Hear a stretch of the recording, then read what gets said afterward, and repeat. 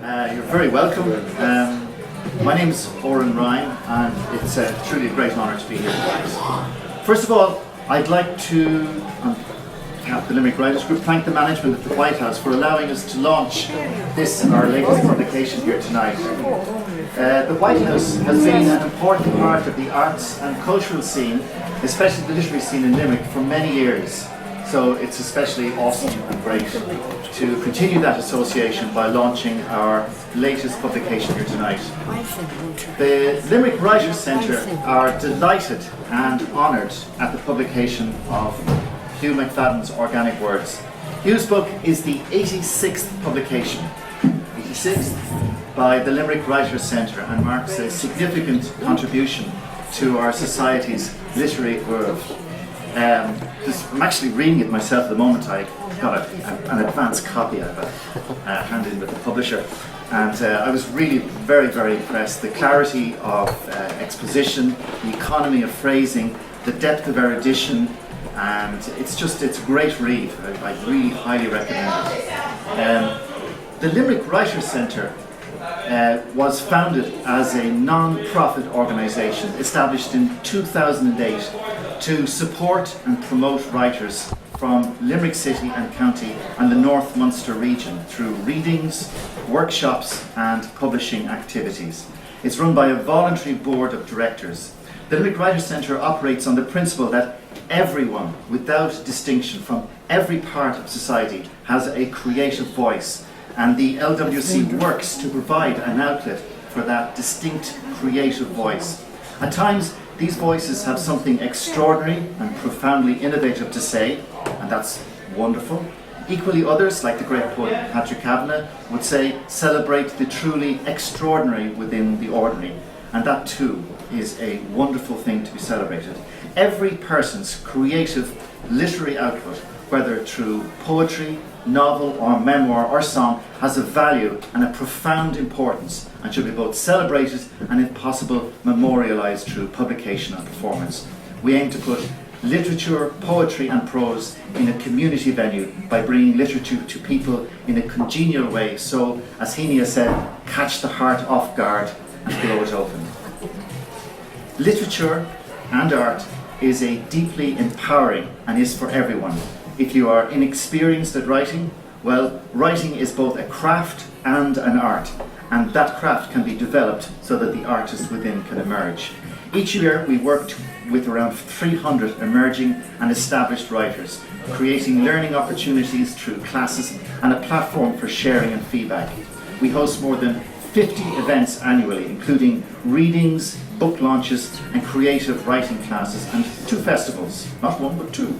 There is and always be an important place in our society for commercial publishing, which serves us in so many ways, as well as benefiting our economy. But there is also an intrinsic value and a profound importance on the artistic and communal value of community publishing, as it serves to memorialise our cultural history and to foster a thriving literary community and to inspire passion for literature. So, if you're a future Heaney or Joyce, or if you want to write your very first poem, the Limerick Writers Centre is for you. If any of you know me, and some of you do, you know I can go on and on and on, so I will finish here with a quote from someone far more eloquent than I, Dominic Taylor, right there. Because I think he expressed it best. This is from a speech Dominic made recently as he was talking about the work of the Limerick Writers Centre. We actively encourage writers, from the serious career-minded to people who write for pleasure, healing, personal growth, insight, or just to inform. Over the years, we have produced a broad range of writing, including poetry, history, memoir and general prose. I couldn't have said it better. You might also ask, why didn't you? So, I will close now, and I wish on behalf of the LWC to congratulate Hugh on an awesome, wonderful book, which I'm enjoying so much, and wish him continued success in his many literary endeavours. And now it's my great honour and privilege to introduce John Liddy, who will officially launch Organic Words.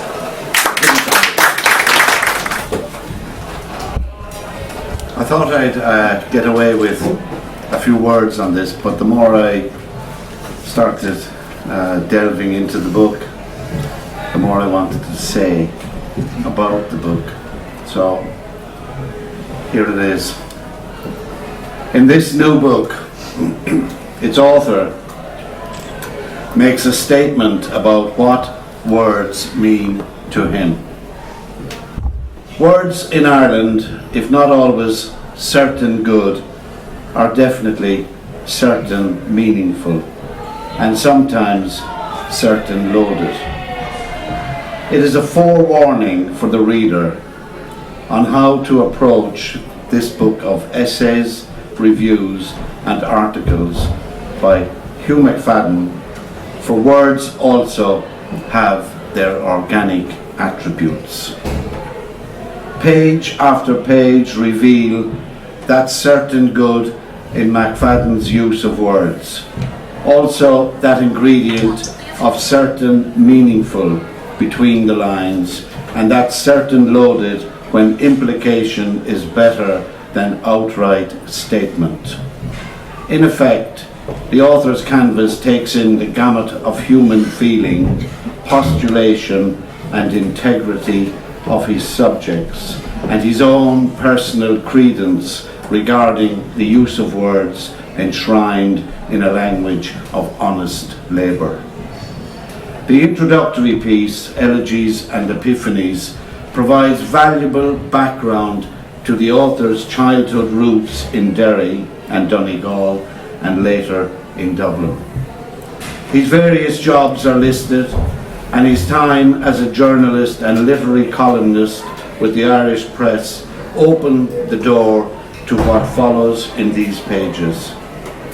We are also made aware of his poetry publications and the editing of the work of John Jordan, friend and mentor. I might as well add here that this is where Hugh and I meet, for I too was a friend of John's, and without his erudition as co-editor, I would not have been able to edit that special edition on the work of Kate O'Brien in the Stony Thursday book. Towards the end of this introduction, Hugh tells us that this is a book of memories and some epiphanies, some elegies for friends who have gone across the great divide. Of course, it is more than that. It is a book written with a journalist's eye, a critic's sense of fairness, and a poet's sensibility. Elegies and Epiphanies, Selected Poems, was published by Lagan Press, Belfast in 2005 by Hugh McFadden. Organic prose is divided into 13 parts, beginning with reviews in history and politics of John O'Leary's 2 volumes.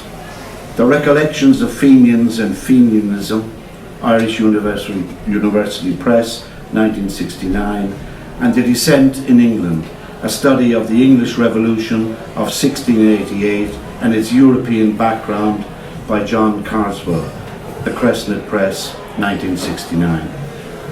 Both reviews appeared in Hibernia in 1969, and they serve to remind us of events during those bygone times and make us wonder, are we in danger of living them again, given the events of today? Following on from those reviews is a letter by the author in reply to one by the historian J.C. Beckett. Both letters published in the Times, August 22nd, 1969. They make for déjà vu reading 50 years later. McFadden's unpublished work is also represented in the keenly observant essay on England and the English in Home Thoughts from Abroad, 1973. It is a sound sociological and political commentary which unfortunately raises its ugly head today. The author asks, what does WIMPEY stand for? And answers, we import more paddies every year. Shades of the loony Brexit debate, I fear. The chapter under discussion includes 2 articles on Daniel O'Connell, Irish Press, 1975, commissioned by Tim Pat Coogan to mark the 200th anniversary of the birth of DOC. Both are complementary, and I was surprised to learn of O'Connell and his son Morgan's connection with Simón Bolívar's liberation of Venezuela from Spanish rule. Such gems abound in McFadden's journalisms and underline the historian in the writer's makeup.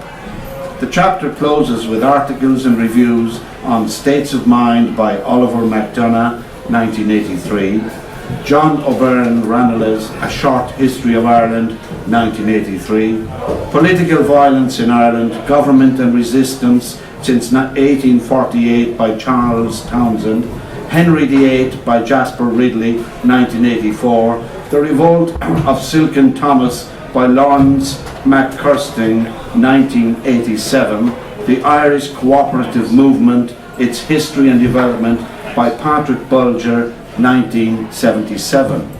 One paragraph in Hugh's piece caught my eye and reminded me of when I first read this book.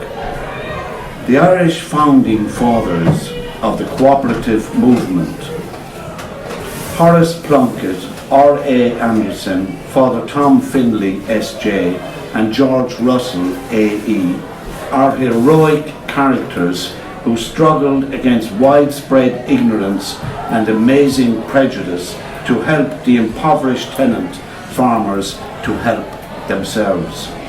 If only we could revive that credo again, the mettle of survival.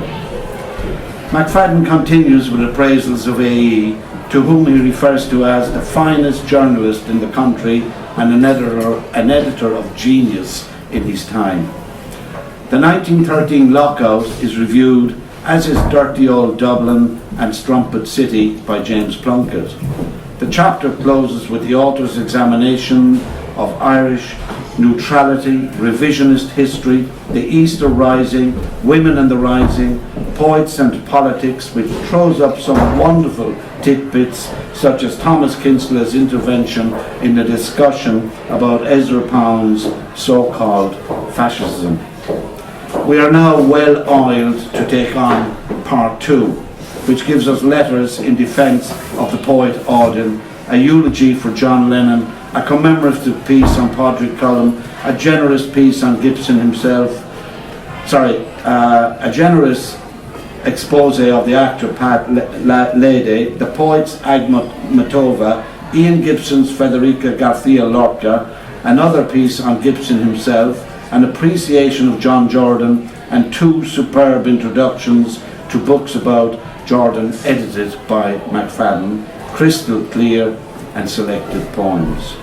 In the first, we can read about Jordan's friends and acquaintances, and I'll name them: Piers Hutchinson, Anthony Cronin, John Ryan, Patrick Kavanagh, Brendan Behan, Flann O'Brien, Gaynor Christ, Pamela O'Malley, J.P. Dunleavy, Lee Hall Mockleamer, Hilton Edwards, Edward and Christine Pakenham, Kate O'Brien, Enid Starkey, Lorna Reynolds, Paddy O'Brien of McDade's and Grogan's Pubs, Patrick Swift, Ben Kiley, James Liddy, Michael Hartnett, John Montague, Paul Durkin, MacDora Woods, Elaine Niquilnan, Francis Stewart, Austin Clarke, Jim Fitzgerald, and more. To highlight but 1 or 2 inclusions, we learn about the founding of Poetry Ireland Review, a moving account of the passing of Paddy O'Brien, the widow Catherine Kavanagh, who was almost buried in the wrong grave because of the childish behaviour of Peter Kavanagh, the passing of prominent solicitor John Jay, Anthony Burgess and Tim O'Keefe. Part 3. Bohemian Days in Dublin contains a review of Tom Stack's No Earthly Estate, God and Patrick Kavanagh and John Jordan, Beyond the Celtic Mist, a review of Patrick Kavanagh's collected poems, edited by Antoinette Quinn, reviews of Brecht, Delancey, Jennifer Johnston, Parsons Bookshop, A Gem, Gleaning with Anecdote, Hullop and Ginsberg's Visits to Ireland and the Death of Brian Coffey. Hugh McFadden surely must be the only writer who bothered to review poetry readings. In part 4, we have accounts of readings by Hutchinson, together with a review of his book The Frost is All Over, Paul Durkin reading, and a review of that poet's take on paintings in the National Gallery, Seamus Dean, Andrea Wozniacki, Seamus Heaney, John Montague, the Russian cellist Rostropovich, the Beckettian actor Barry McGovern reading Beckett's poems, Francis Harvey, Eamon Grennan, James Plunkett handing over his papers to the state, an exhibition of artists' books, a review of Paula Meehan's Pillow Talk, tipping Heaney to win the Nobel, a piece on the Irish Chair of Poetry, comment on Niall O'Neill's and other writers' essays.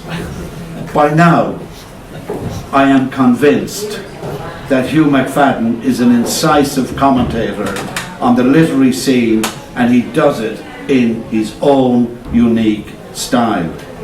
There is a sense of fearless truth-searching in his approach to his subjects, but he is also considerate of their human failings.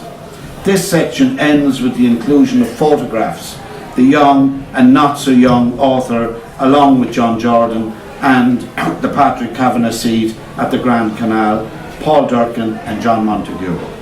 In part 5, the canvas broadens to include Joyce, Beckett and Flann, with a letter reproduced from Carl Jung to Joyce and Beckett's reply to a journalist's request for his New Year resolutions, which McFadden refers to as stunningly Beckettian. Resolution, colon, 0, stop, period, colon, 0, stop, Beckett, sent by telegram. There are also comments on the work of Colm Tóibín, Seamus Dean, and a personal piece on Michael Hartnett. I'm not finished yet. In part 6, we enter the terrain of play review and a lovely piece on Tom Kilroy. In part 7, we are taken on a romp through prose fiction and criticism with comment from Hugh on notables such as Richard Russo, Seamus de Fuete, Neil Jordan, Ireland's minstrel Tom Moore, young John McGahern and the Catholic question, which now seems so long ago. Parts 8 to 10 are taken up with McFadden's reviews of Irish and Scottish poetry, sprinkled with photographs of the author, with Elizabeth, Kevin Kiley, Tom McCarthy, and reviews of medicine and literature, physicians, alchemy, clerics, identity, St Patrick's Cathedral, Dr. Stephen's Hospital, Newgrange, Donegal, and the famine. Is there a subject which McFadden has not written on? Part 11 is devoted to Austin Clarke and Thomas Kinsella, with whom McFadden has a deep affinity. The closing sections educate us on the work of John Hewitt, Robert Gresham, Michael Longley, Kieran Carson, Maeve McGuckian, Seamus Heaney, Gerald Daw, Francis Harvey, Gerard Smith, the soldier poets of the First World War, the poetry written by women between 1870 and 1970, Harry Clifton, MacDora Woods, Myra Donaldson, Matthew Sweeney, Maurice Harman, Trevor Joyce, Knut Stinner, Eamon Grennan's translations from the Italian of Leopardi, 1798 to 1837, Paddy Bush, Mark Roper, Kerry Hardy, Catherine Phil McCarthy, Dennis O'Driscoll, periodicals in journalism in 20th century Ireland, Writing Against the Grain, a revealing essay called Boogie and Burkey, when McFadden served his time under the wing of TPC in the art. That's Tim Pat Hogan, sorry. Another gem called War and Peace, in which McFadden uses this review to set out his own stall on human and civil rights. So more on Jordan and Patrick Kavanagh, with the superb opening of Patrick Kavanagh's literary adventure. Enough to say here that the word just in that poem would later be hauled up as an example of weakening another poem by Kavanagh, according to John Jordan. McFadden leaves us with an obituary of Brian Friel, a review of Yeats' 150, that is 1865-1939, James Joyce and the Law, Virgil and Joyce, After Ireland, which is Beckett, and the collected letters of Flann O'Brien. This is a book that will rest easy beside most people's beds, thrill the student of literature, sate the gossiper's desire for risque detail, and serve as a godsend to the researcher on matters literary and human. Organic Words has the feel of Jim Kemmy's two masterpieces, the Limerick Anthology and the Limerick Compendium, with its kindred desire to reveal and inform, its similar layout and organisation of material. It is a remarkable book which places McFadden ahead of the field because of its uniqueness. His words are certain good, certain meaningful, and sometimes certain loaded. I was particularly pleased to see Limerick represented by Michael Hartnett, Kate O'Brien, a mention of the Stony Thursday book, and Liz Henry, friend of Patrick Kavanagh, who was minding her daughter Rio one day, and on returning to the house, Liz overheard Kavanagh say, "Fuck Bo Peep." Apparently, he was fed up with Rio asking him to read that story over and over again. To finish, I want to congratulate the publisher Dominic Taylor of the Limerick Writers' Centre, his brother Joe for the catching cover, I think, Lot Bender for her book design, and of course the poet, journalist, essayist and critic Hugh McFadden for his masterfully written book. Hugh. I'd love to meet him. Anyway, it's good to be here, it's great to be here. And I want to thank Dominic Taylor in particular for believing in this book as soon as I sent him a text. And in working on it, it took a lot of work, I know that. And he did so assiduously, with great care. And I think he has done a terrific job, and I really do want to thank him. I'd like to thank John Liddy for that incredible introduction. I'd like to thank Oren for his words also, And it's great to be in Limerick again. I'm not from Limerick. It is great to be in Limerick. Some of my best friends were or are from Limerick, and I feel as if I'm kind of first cousin of Limerick. I'm not like Charlie Haughey. I'm not going to say I'm from Sligo and Connemara and Donegal and Derry, but I have travelled, and I'm going to open with a piece that is autobiographical. It's at the beginning of the book, and it gives a bit of background. It was written for my selected poems, Elegies and Epiphanies. I'll read some of it anyway, because it does explain, if one can explain, the human personality or how it may have been formed. As I said, I was born in Derry. It was wartime. Introduction to Elegies and Epiphanies. Don't explain, sang Billie Holiday, who has been one of my favourite jazz blues singers since the time when the first of these poems were written, back in the 60s. So, taking my cue from Lady Day and from the artist George Brack, who once said, "In art there is only one thing that counts, the bit that can't be explained." This author doesn't intend to offer any close reading of these verses or any sexual analysis or textual analysis. Instead, an extended biographical note and a few thoughts on the life and times should suffice to set a backdrop to frame the reading. One of my very first memories is of examining a gas mask and finding its strange, shamanic face fascinating, in the way a young child finds interesting the everyday objects found around the house. The thing in itself, the noumenon of things. The time was wartime, as it so often is, somewhere or other, but in this case at a remove. It was the Second World War. The place was Derry, Londonderry, Dira Columcille, as it is variously known. Like Van the Man, this writer was one of the war children. Another very early memory was of taking part in an air raid drill at the top of Bridge Street in Derry, possibly in the old school that used to stand beside the brow of the hilly street in the centre of the Navy City. My family lived nearby. The eerie sound of an air raid siren has stayed in my memory ever since. Another moment recalled from that time is of sliding down a snow-covered Bridge Street on a homemade sled or sledge towards the bottom of that road which led to the wide River Foyle. Recently, talking to Robert Weishan about our background and early life, both of us agreed that we had a number of things in common. Both of us were born in Derry and lived there for the first few years of childhood, although in different decades. In his case, the time was the 1920s, whereas in mine it was the 1940s. Both of us were removed from our native city while still very young and taken to live with a grandmother. He to his maternal grandmother in Belfast, whereas I went with my dying father to live with my paternal grandmother in Falcarra, County Donegal, for a few years. A moment snatched out of that passionate transitory is recalled in the verse January Promise.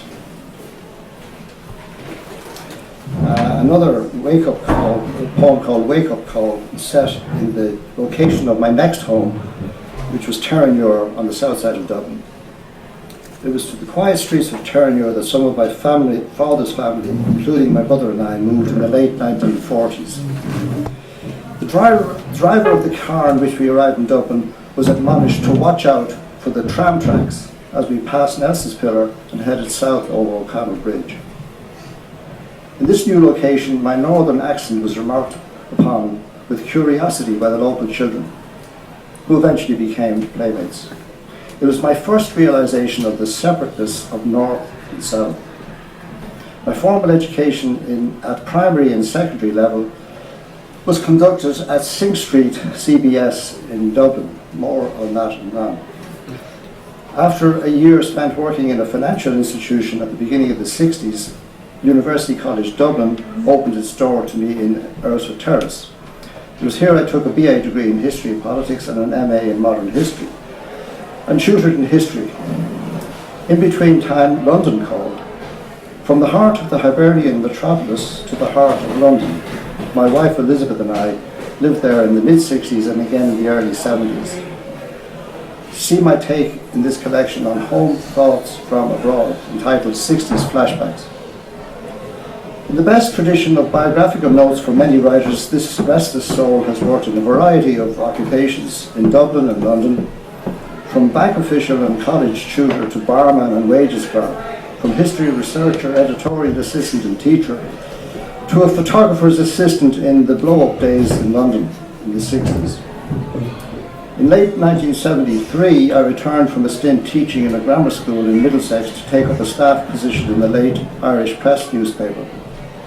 And there I worked as a journalist and sometimes literary columnist until the press group closed, when staff were locked out in May 1995. My career as a literary journalist predated my Bird Key days and has outlived the publishing house that once stood on the quay between the Scotch House and the White Horse, remembering how we stood. Apart from the Irish press papers, my reviews, articles, poems, etc. have appeared in a range of newspapers and magazines, including Aquarius, the Belfast Review, Broadsheet, the Cork Review, Cyphers, Hibernia, the Irish Independent, the Irish Times, Irish University Review, Poetry Ireland Newsletter, the Poetry Ireland Review, the Sunday Tribune and the Times of London. Since 1995 there have been stints lecturing on journalism and getting out my poems. A second collection, Pieces of Time, was published last year in Belfast by Lapwing. My first collection, Cities of Mirrors, was published by Beaver Row Press in Dublin in the 80s. In the last few years also, some of my time has been spent editing the work of my friend and mentor, John Jordan, the renowned literary critic and UCD academic, poet and short story writer, who edited the famous Dublin literary magazine of the 60s, Poetry Ireland, and its successor in the 80s, Poetry Ireland Review. Later this year, Lillygood Press in Dublin will publish John Jordan's selected prose, which I edited. This will complete my editing of his work. In 1991, Daedalus Press published his collected poems, and in the same year, Poolbeg Press published his collected stories. So that's the pen picture. This writer has always been something of an exile on Main Street. Whether the location is north or south, Dublin or London, always from somewhere else. After more than half a century living in Dublin or returning to it from other locations, I'm still a northerner of sorts. One with an accent modified by being in close proximity to Dubliners, but not really a Dubliner, despite my accent. A person whose experience has been shaped by living in both parts of this island of possibilities. Here are some memories, some epiphanies, and some elegies for friends who have gone across the Great Divide. So that's it serves as a short memoir. I don't intend to write a memoir, so it leads on to when I used to go backwards and forwards to London a lot, right through the 60s, and we lived there. I lived there in the mid 60s, and we lived there again in the early 70s. In the meantime, we came back to Dublin, finished a degree, whatever. But while I was in London in 73 teaching, the troubles in Northern Ireland were at their height. And I have two pieces here in particular that refer to that. One is a letter to to the London Times that John referred to. It's called Civil Rights Demand. The Times, August 22nd, 1969. Sir, J.C. Beckett's letter today is an excellent example of an experienced historian analysing a problem in abstract terms.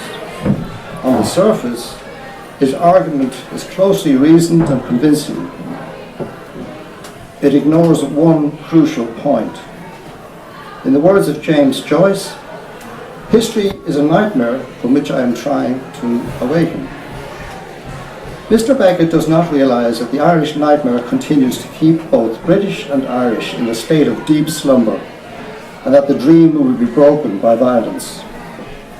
If this is to be avoided, the legitimate demands of the civil rights movement must be granted immediately. In other words, Westminster must cease to act unofficially, and instead, Parliament there must be recalled, Stormont abolished, and impartial observers must ensure that the will of the Irish people is seen to be satisfied. Ireland includes men of many and every persuasion within its boundaries. The British press have given coverage to most of these political points of view. Unfortunately, it has forgotten that any solution to the Irish crisis will depend on the goodwill of the nation, both north and south. Dublin exists and will have a determining influence on the course of Irish history. The British should not be surprised to find that the desire for freedom is at least as strong in Ireland today as it was 50 years ago. Irishmen are not unlike Czechs and Slovaks. That letter was published by the current Tory MP's father, Rhys Mogg, who was editor of the Times then. Here's a manuscript that hasn't actually been published except here now, and it's called Home Thoughts from Abroad. It was written, the genesis of it was sitting on Primrose Hill in 1973, April, before I came back to work in the Irish press following autumn. And I was reading the so-called quality Sunday papers, which were giving their account of what was going on, and they had a certain amount of coverage of Northern Ireland. By the way, Yeats used to live very near the place where I wrote this, between Gloucester Avenue and Primrose Hill. It's a rather famous spot. I suppose that a Sunday night in April is as good a time as any other to sit in a flat in northwest London and think about being Irish in John Bull's first island. Not that I consider myself typical of anything other than myself. The day, 15th of April 1973, was pleasant enough. Warm sunshine made its second definitive entrance of the year. The first one was false and caught the buds in the nap on Primrose Hill. They had just begun to recover, as I noticed when I strolled there that morning and smelt the new-mown grass. Perhaps the scent was responsible for my flight of thought across the water to that other island. Anyway, spring is spring. even the second time around. On my way to the hill, I passed number 23 Fitzroy Road, a 3-story over a basement near a Georgian house, where a blue London County Council plaque informs the horseless traveller that here lived William Butler Yeats, Irish poet and dramatist. I cast a cold eye on the dusty off-white facade and noted the yellow and orange zodiacal sun sign in the first floor window and the single wilted daffodil in the window box. By the way, that's where Sylvia Plath died, that house. It must have been a cosy townhouse in its day before the area began to decline into flatland, before the graffiti was written on the gable wall at the end of the street. Spurs are great. Love. Several unknown names. A swastika. NF. And some 4-letter words. Urban renewal has begun in this district, which means that the builders are tearing the insides out of many of the houses, turning the area into a chessboard of gaping interiors, interspersed with newly painted chic abodes for the rich, trendies who are moving in. And one has to be relatively rich to buy any of these houses now, as an estate agent's catalogue informs me. You smile when you see the figure. £21,500, Gloucester Avenue, NW1. Before I reached Primrose Hill, I bought my usual 2 Sunday newspapers, one Irish and one quality sick British. That was sufficient entertainment for the day, enough for any but the most prurient and addicted. Why did I glance first at the British paper?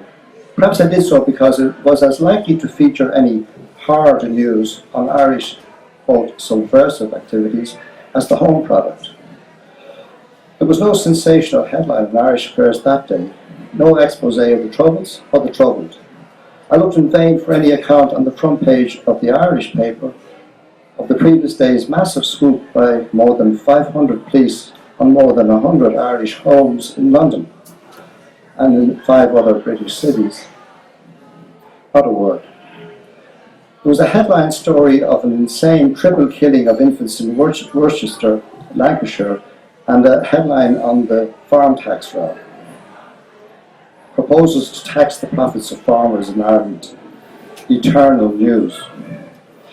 I found what I was looking for in the side column of the London paper.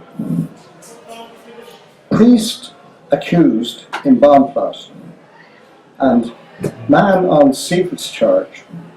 2 small fillers with the barest details of the names and the charges. I wondered what the coverage would be like in any British paper in the very unlikely event of the situation being reversed in terms of nationality. Over 500 Gardaí swoop on more than 100 British homes in Eire.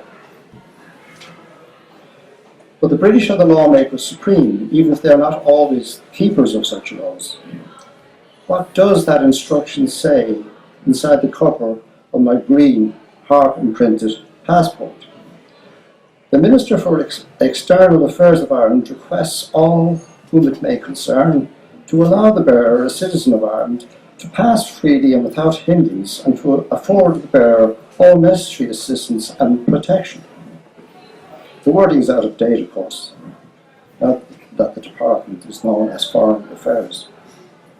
The words are in Irish, English and French. I carry it with me when I go on holiday. But the day was too good to spend reading newsprint. As I lay on the grass, lord of Primrose Hill, and surveyed the scene, with the usual parkland noises of birdsong, dog bark, children's shouts as background.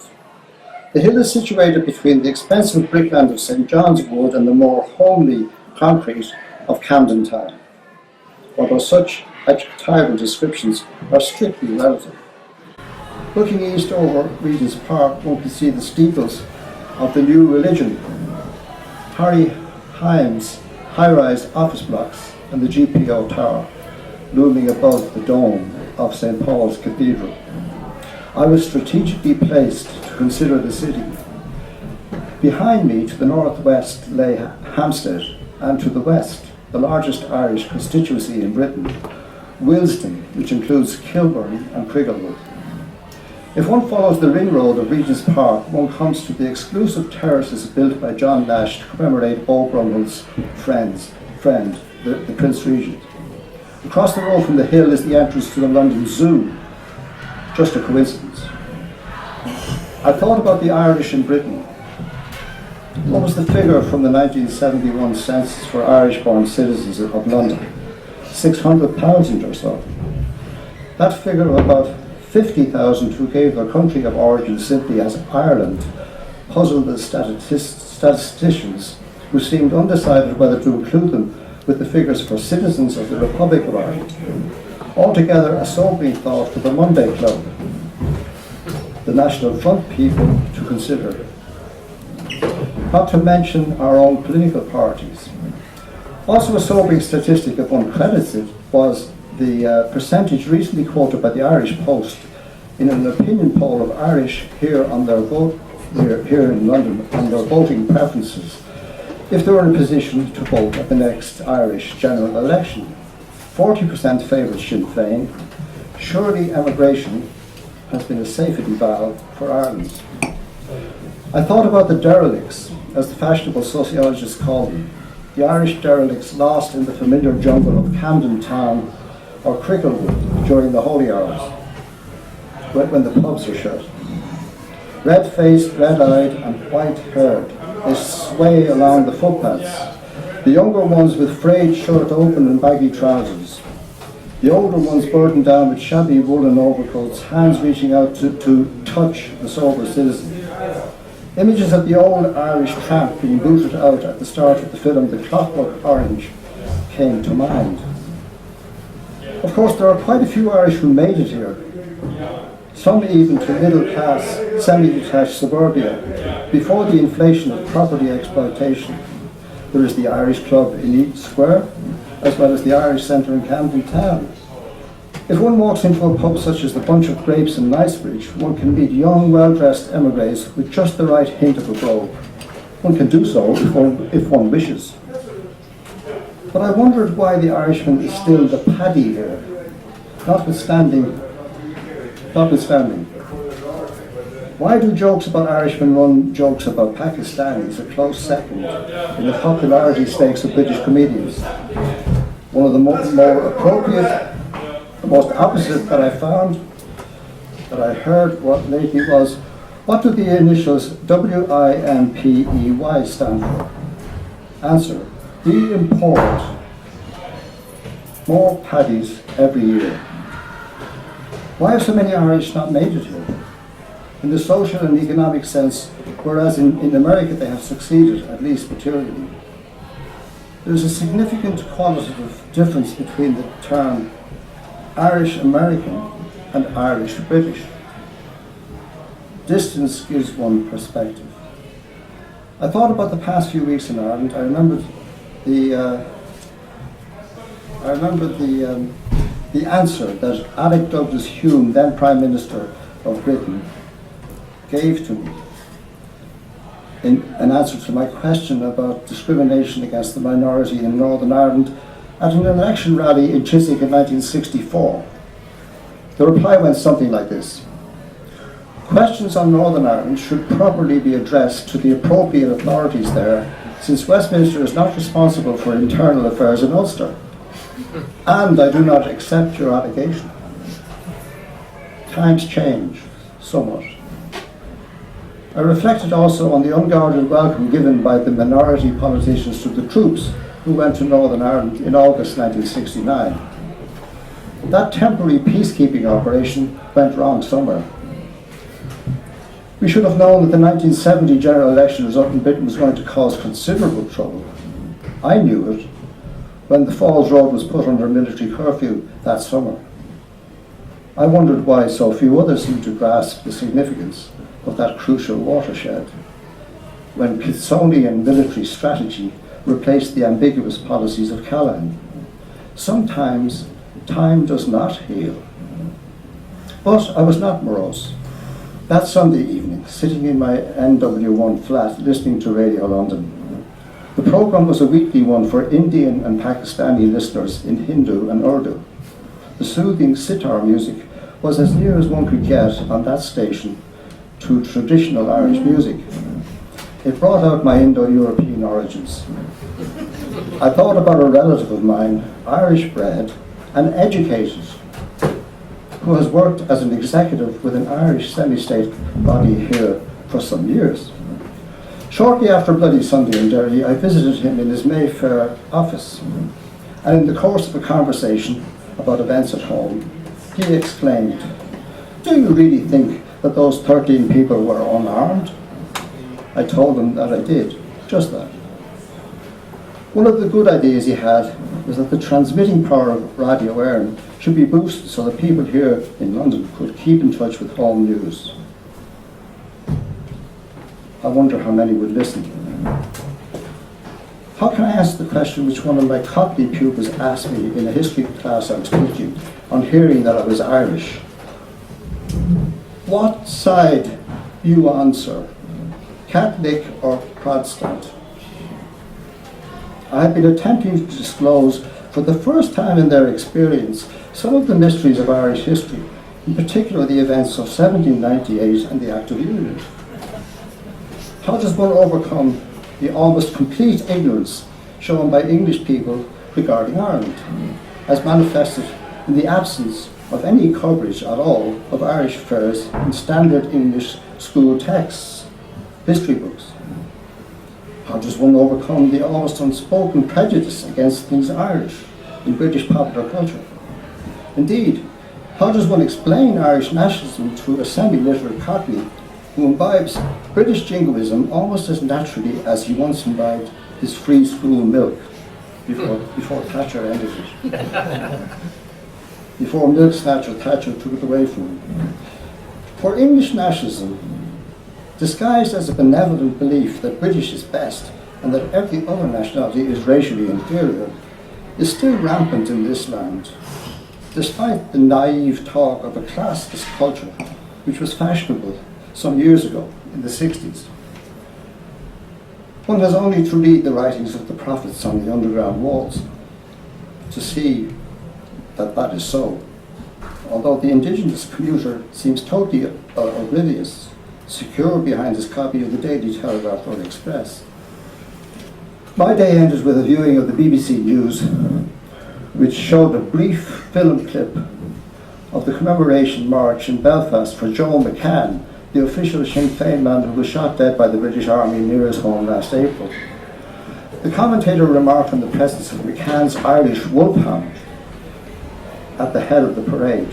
Presumably the commentator recognised something foreign. Or was it a subconscious memory of the Irish Guards?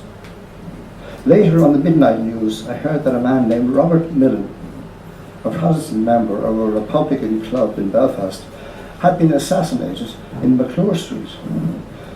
The fact that he was a Protestant was duly noted by the newsreader. And that's all the history and politics I'm going to do, folks. You'll be glad to hear.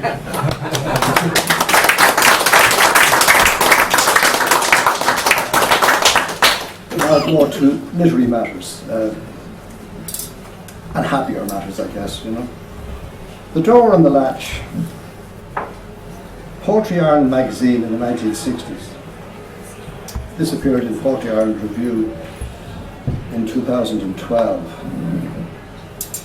On Wednesday, July the 25th, 1962, in a feature article in the Evening Press, the poet Patrick Kavanagh announced the imminent publication of a literary magazine that presaged the beginning of a literary revival in Dublin that was to have a lasting influence on poetry in the country. The magazine was Poetry Ireland, edited by John Jordan, who was a poet, respected literary critic, as well as being a lecturer in English at University College Dublin, then based in Erswood Terrace. So this autumn marks the 50th anniversary of the first issue of the revised Poetry Ireland title, the journal that set the gold hallmark standard for other literary journals in succeeding decades, such as Arena, The Lace Curtain, Ciphers, and most obviously, Poetry Ireland's successor, Poetry Ireland Review, which also was edited for the first 8 issues in the early 1980s by John Jordan, after John F. Dean had set up the Poetry Ireland Society in 1978. In his article in the Evening Press entitled "A Matter of Art," with a strap headline that read, "The Irish thing is still a good racket," Mr. Kavanagh took issue with the commonplace assumption that, quote, "we Irish are a most poetic people." He wrote, "In our own tin pot way, there is a disbelief that poetry has any value. Still, there is always a group of young fellas eager for the game. Within the next couple of months, Poetry Ireland is to be revived under John Jordan, James Liddy and others.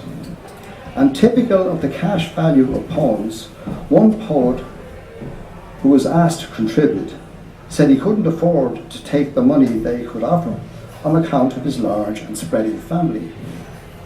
That was Robert Graves.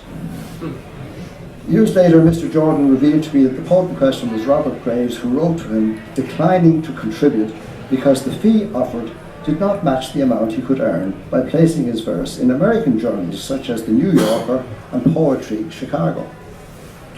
When the present writer declared that this was a crass and unfortunate letter from Graves, Mr. Jordan replied that it was an ill wind, because that letter was now worth a few bob. And indeed, so it was, as the National Library of Ireland subsequently bought it along with Mr. Jordan's other correspondence. Preparations to launch Poetry Ireland had begun in April 1962. At that time, the proposed editor, Mr. Jordan, was in Hospital 2 of Connolly Memorial Hospital in Blanchardstown, Dublin, recuperating from a bout of tuberculosis. On May the 2nd, the Dawn press printer Liam Miller, who was to print the magazine, wrote to John Jordan in Hospital 2 informing him, quote, "Liddy, Macaulay, Weber and I had a preliminary meeting with Peadar O'Donnell last evening, at which the general details of the Poetry Ireland scheme were discussed. Peadar very much favours Poetry Ireland as a title and also favours the idea of poetry readings to back the venture. Liddy is to go to see you today and discuss the business about the title and its acquisition from S.J. White. He was the editor who originally set up Poetry Ireland with David Marcus back in the 50s, but it was then defunct for quite some time. Liddy's to go to see you. It was decided that the best means of finance was to have industrialists advertise in the magazine, as this course puts everything on a business footing and allows no personal influences. The first 3 people named by Liddy were, of course, the poets James Liddy, James J. Macaulay and Richard Weber, who together with the editor formed the board of the magazine. The copyright holder of the now defunct title was Sean White, editor of the 1950s literary magazine Irish Writing, which in 1952 incorporated as a supplement the title originally founded in Cork by David Marcus in 1948. The supplement, Poetry Ireland, lasted for 9 issues from 1952 until 1955. By 1962 it was a fading memory, although it had published some prestigious modern work by such writers as Samuel Beckett, Piers Hutchinson and Thomas Kinser. John Jordan and the board eventually decided to name the new 60s magazine Poetry Ireland rather than Poetry Dublin or Irish Verse, which were the other titles considered. Liam Miller had quite an influence on decisions regarding the physical appearance of the journal. In his letter to Jordan at the 2nd of May he wrote, "In the matter of external appearances, I feel the magazine should carry its title large on the front, be it Poetry Dublin or Poetry Ireland, have no names, the remaining wording to consist of a date, price and number of issue. I would suggest having a device or design suitably Irish, poetic in concept, good and modern in appearance to complete the arrangement. The inner cover will be sold to an advertiser and the first page of text will contain expanded title, contents credits and all the other publishers' impedimenta. This could be backed by further advertisement. Contents would then run straight through, with the last page containing a biographical notes backed by further ad. The outer and inner back covers would also contain advertisements, making 5 outer and inner back covers would also contain advertisements, making 5 advertising pages in all without mixing ads and text at any point.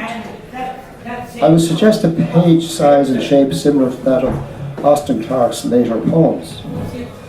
In the matter of payments, it was agreed that the editor should have a sum for each number to be distributed at his discretion. Much of the practical matters regarding the magazine seem to have been decided by John Jordan and Liam Miller, with the former going along with many of the design suggestions of the latter, while Liam Miller deferred to John Jordan in purely editorial matters. Since the editor was indisposed in hospital, all copy had to be delivered to him there, usually by James Liddy. So it is hardly surprising that some tensions developed between members of the board regarding key decisions about the magazine. Richard Weaver apparently complained that he was not always kept in the loop. In a letter to Mr. Jordan on the 27th of July, Richard Weaver wrote, "We seem occasionally to be 3 splinters who occasionally form a board, and often there is some difficulty about our coming together in the one place." On the 5th of June, Miller wrote to Jordan, "I had a call from Weaver yesterday, and I think I have straightened him out somewhat over the misunderstandings, confusions, and other turmoils in the matter of Poetry Ireland device and the designation of the status of himself, Macaulay, and Liddy on the stationery. At the same time, I define my position as printer and publisher, and that I should at all times follow your directions in preference to any others." That's Jordan's directions. That, in fact, the device had been handed around at the Metropole meeting, at which all were present in sketch form, it is true, but it was left to the artist to make the final drawing from the approved sketch. He went on to say that he, quote, "did not think it my function to pursue the negative members of the board around Dublin with the proofs," adding that he had always been willing to discuss matters when called upon by the board. Liddy was, in effect, the designated runner, who brought copy from Jordan to Miller and proofs from the latter to the former. The design device, of course, was Ruth Brand's fabulous bird, the Phoenix, which graced the cover of each issue of the magazine in the 60s and was also used for the early issues of Poetry Ireland Review when it was edited by Jordan in the 80s, thus providing a continuity link between the two. Miller suggested to Jordan that he should approach the Arts Council seeking details of any poetry awards that might be available. And the editor then began a series of correspondence and later meetings with Mervyn Wall, then Secretary of the Arts Council.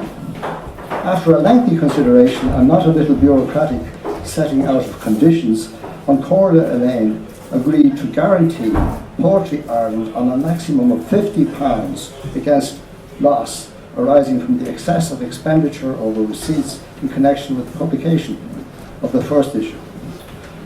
Among the conditions attached was a demand that the editor furnish the council with a certified statement of the income and expenditure in connection with the project, in which the loss, if any, is clearly set out.